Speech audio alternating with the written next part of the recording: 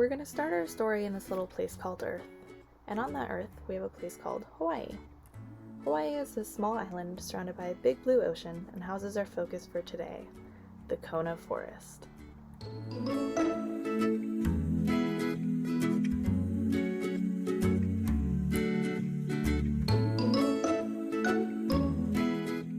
We'll start in 1826, when European and American ships first came to Hawaii, bringing with them an unexpected stowaway, the mosquito.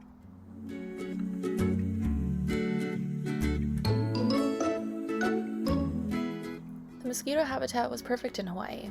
They liked to live in the lower elevations, and this was due to the perfect temperature for them to breed, and the wild boars foraged, and this created wells in the ground. This was perfect for stagnant water. The stagnant water created a perfect breeding ground for the mosquitoes, and they thrived in this environment. Another creature also lived in this habitat, the native Hawaiian honey creeper of the Kona Forest. They're endemic to the area, and this is the only place they live on the planet. And they're naive to diseases, especially those that the mosquitoes bring.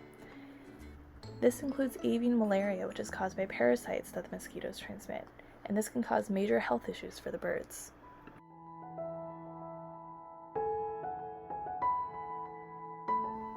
The birds suffered from low red blood cell count, also known as anemia, and their organs were also affected, as we see here, with lesions on the liver.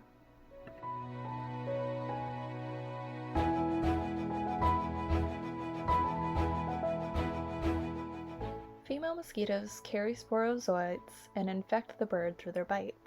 These sporozoites mature into merozoites within 2 days and are transported through the blood, infecting the liver, spleen, kidney, lung, and brain.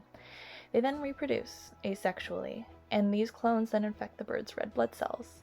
As they grow and reproduce in these cells, they cause the blood cell walls to rupture. This can cause anemia, and in the case of the honey creeper, even death.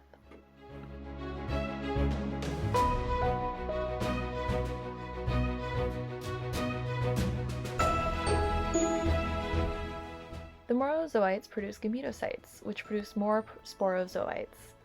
The birds act as a reservoir for gametocytes, which enter the bloodstream inside red blood cells. Mosquitoes feed on this blood, and then the gametocytes sexually reproduce, creating sporozoites that migrate to the salivary gland, and then onto the next avian host, completing the life cycle. And this is all to the detriment of our beloved Hawaiian honey creeper, where only half of the species of the Kona Forest still exist. With the mosquito, the settlers brought development, and with this development brought habitat loss. As they lost their home and suffered from disease, many of these birds didn't even stand a chance.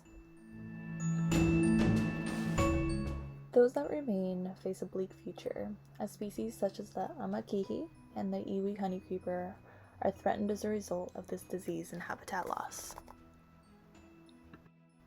To add insult to injury, global warming is causing the expansion of mosquitoes upwards into the mountains, where naive bird species live susceptible to avian malaria.